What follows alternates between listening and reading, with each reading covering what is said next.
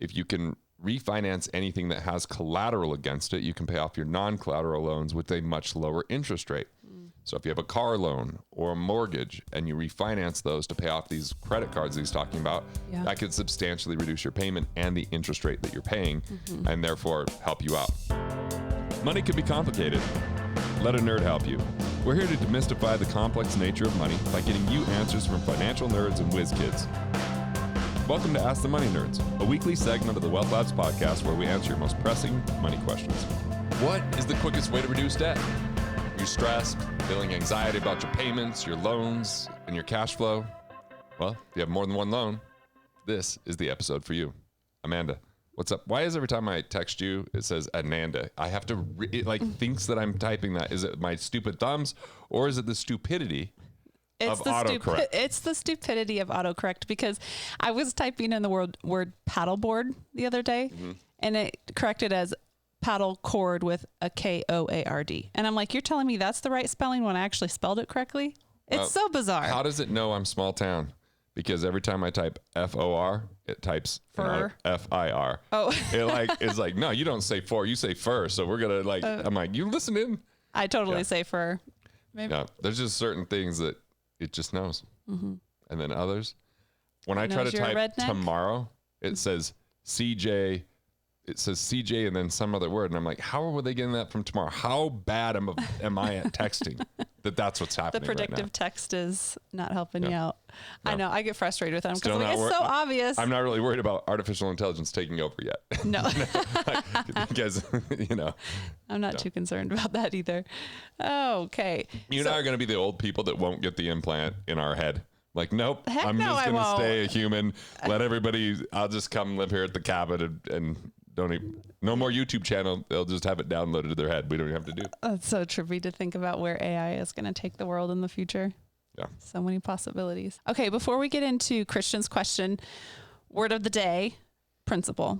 I think this is so important to understand the financial vocabulary in this industry, in this space, as we're learning to be more free financially. So principle, I'll just read the definition. And if you want to add something to it, you can. So when we have a loan, the original amount that is borrowed or the outstanding balance to be repaid less the interest rate.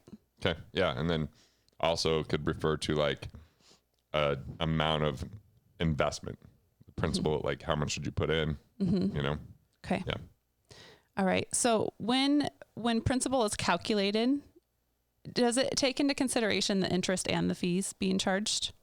Well, when you're looking, it depends on what you're talking about with calculated. If it's an interest-only loan, there's nothing really to calculate. It's just what interest you're paying. But I think what you're asking is when something's amortized, how does that work? Because if you look at an amortized schedule, you're paying a lot more loan interest up front than you are later on, right? So you'll see a lot of people that talk about velocity banking really address and attack that. It depends on time frames do make a difference on what that is. But overall, what have you paid in interest? 5%, but it was front end loaded and started to reduce where you see eventually it's like half principal, half interest. And then eventually it's more principal than interest and so on and so forth. So when someone's going to pay a loan, whether it's a car loan or otherwise, how can they make sure when they take their $350 payment or they turn it in, that it's going more towards principal than the interest? best way to do that is get an interest-only loan, and then when you make an extra payment, it reduces the balance, and you're now charged based upon the balance, not based upon the amortized amount.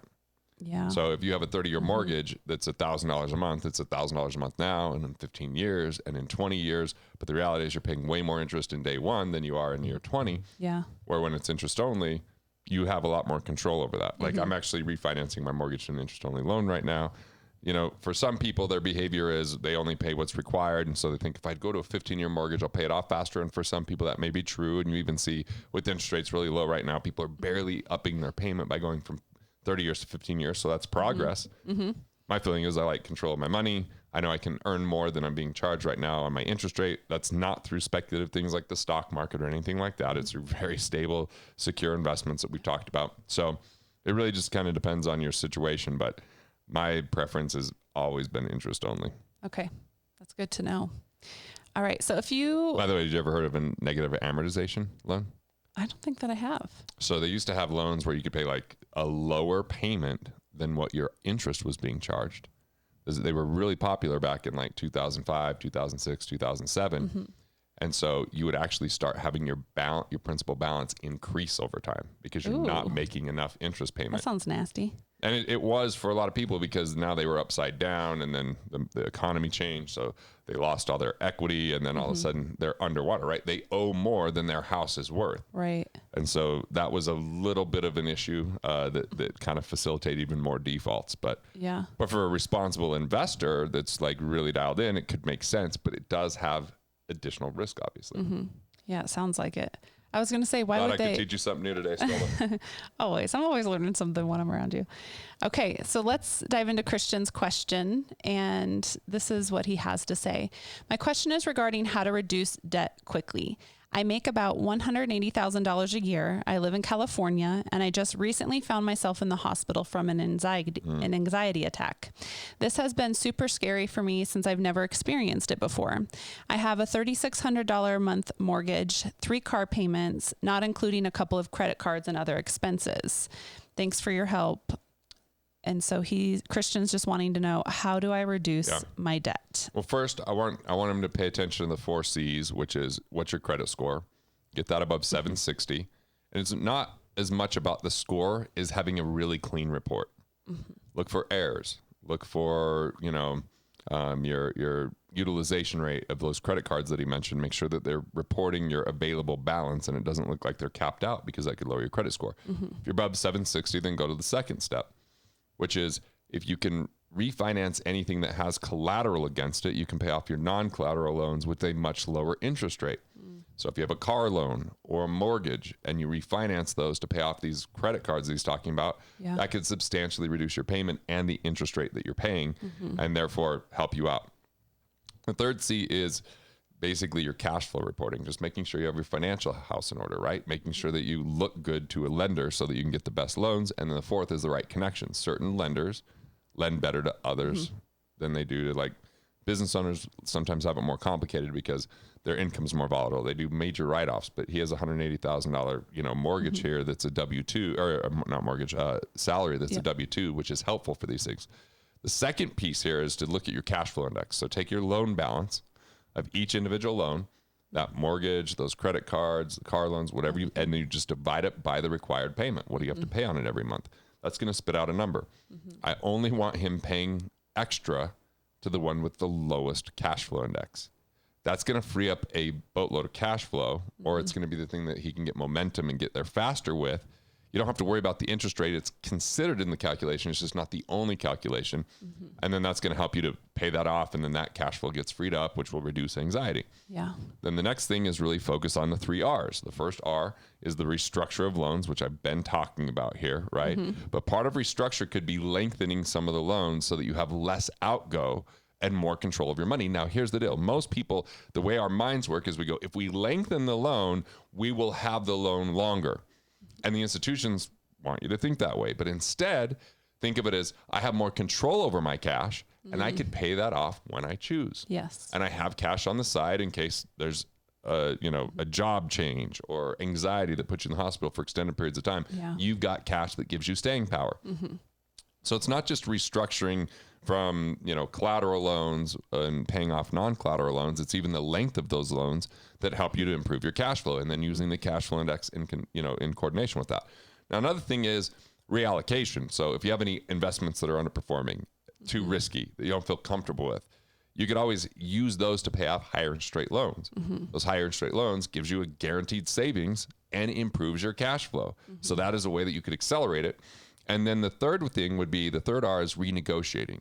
So multiple credit cards here. Have you called to ask for better interest rates? Have you called to look at balance transfers? Have you told them that you're looking for their best deals so that you don't leave them as a customer? And so if you can renegotiate, that's also helpful. So, those are just a couple pieces, but I think it's important to understand the context of there's 3 ways to really deal with this. One that most of the pundits will say is you just live off rice and beans and you pay this off by budgeting. But budgeting, and the studies are in from Time Magazine, it doesn't work because people not only don't stick with it, they rebel against it and eventually spend more than originally anticipated. So it's really been a very problematic situation. The second thing is to be more efficient. So I would really look at, can you save on tax? If you're getting refunds from the government, change your exemption so you have that money to start paying off loans today versus giving the government an interest-free loan, right? Could you save on interest through some of the strategies that we talked about? Are there any investments that you can minimize expenses or use to pay things off, like I mentioned? Or do you have duplicate coverages or costs with insurance that can allow you to get money to pay off these loans? So I'm looking for efficiency too. And then the third thing is expand your means. So you can live within your means by budgeting and cutting back, being efficient, or expanding it. So how can you make more money? Have that question. How do you add more value? How do you serve more people? How do you more deeply impact the people you serve? How do you create upside potential in what you do? Those are going to be ways that help you to accelerate the payoffs here. And then really look at unique and different loans. I mean, is there any type of loan that you could get that came out with the CARES Act? Is there anything that you could do within family members where you can give them a better interest rate than they're getting in the bank, but you get a better interest rate than the bank's giving you? And so you just cut out the middleman and do an intra-family loan or an intra loan that kind of helps out and do it privately. So those are a lot of pieces that I think are really helpful if you want to pay something off quicker. Yes. One question that I have that might be helpful to Christian is, can you define debt? Because there's some confusion around what debt really is. Even when people don't think they're confused about it, they're not defining it right because people have, I don't know, whether it's marketing, whether it's misinformation, like people think anytime they owe money, it's debt. But debt in generally accepted accounting principles, GAAP accounting, is when we take a balance sheet, which is just your assets versus your liabilities, right? It's kind of like what tells you your net worth or your equity or your debt, because the opposite of equity is debt. So if I have an asset that's worth $100,000 and I have a loan that has $50,000 against that asset, most people say I'm $50,000 in debt. It's actually the opposite. They're $50,000 in equity because if we take the 100,000, subtract the 50,000, that's 50,000 of positive equity. Yet everybody calls it debt. And if we're thinking you got to avoid debt like the plague, then we feel this major burden. And then people start quoting the Bible of saying like the borrower is a slave to the lender and all this kind of stuff. It's like, okay, well, let's be really clear. Like it depends on who you are, what you can do with those assets, what kind of cash flow it's providing. But let's be clear, there's difference between debt and loans. And loans can either be inefficient or ineffective or efficient or effective. So if it's ineffective, it's if we borrow money, we consume, and we no longer have an asset to show for it, that is going to lead to debt, right? And then secondarily, if we borrow money and we have a major payment against that money because of high interest rates or short terms, that's a very inefficient loan that can really tear up our cash flow. So an efficient loan is a cash flow index under 50, loan balance divided by payment. Or less than 50 is inefficient. Efficient is greater than 100. And there's kind of like that no man's land between 50 and 100. Okay. So that's important to understand. Debt isn't just owing someone. It's owing more than what you have. Now you may still want to never have a loan, and that's fine because maybe it doesn't allow for peace of mind. Maybe it starts to stress you out, or maybe, people live outside of their means because they have access to money for cars and houses. Like if we didn't have lending on houses and cars, they would be less expensive and less people would be in trouble because those are not assets that typically create cash flow. Sure, you can use the Turo app with your car and rent it out. Sure, you could Airbnb your home or VRBO or any of that kind of stuff, but most people don't. So they think it's an asset, but assets that don't create cash flow are not truly assets until they can actually impact your income statement when you have more income than expense. For most people, those are expenses, but they're lifestyle expenses. I'm not saying to avoid them, just be mindful of them. Yeah, I think this is a good point, like especially since Christian shared that he was feeling anxiety. We don't know what the cause of it is, but if it's around money, I think it's really important to understand the difference between a loan and a debt and if those things are bringing you anxiety because you feel pressure or you're not someone who likes to have a loan or, you're feeling overwhelmed by it. So I think that's a good place to start exploring how can we experience more peace and abundance around money. And so I'm glad that you clarified the difference between the two. All right. We covered quite a few things today on how to, accelerate the payoff of loans that are unwanted. And if you really want more on this, budgetingsucks.com has several chapters on how to address this, but it also says where to put your money when it comes to savings. It also talks about your investor DNA so you can become a better investor. It talks about ways that you be more efficient so you can keep way more of what you make without having to budget or cut back, and learn about mindful cash management, which gives you more freedom and allows you to think more about production rather than trying to shrink your way to wealth, which really doesn't work. Want to master your money? Want to figure out the things that you could do to improve your finances? Click here and check out more videos like this on Money Matters.